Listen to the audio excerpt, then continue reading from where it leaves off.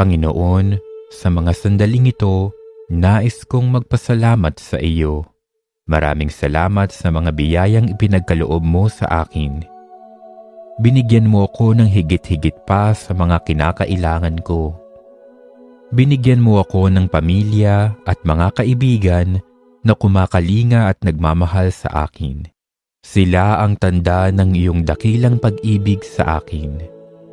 Panginoon, maraming salamat sa pag-iingat mo sa akin at lalo na sa patuloy mong pagpapatawad sa akin sa kabila ng paulit-ulit kong pagkakasala. Pinangangalagaan mo ako laban sa mga panganib. Tinutulungan mo akong gawin ang tama at nagpapadala ka ng mga taong kaagapay at karamay ko sa buhay. Sa iba't ibang paraan, ipinadadama mo sa akin ang iyong presensya. Panginoon,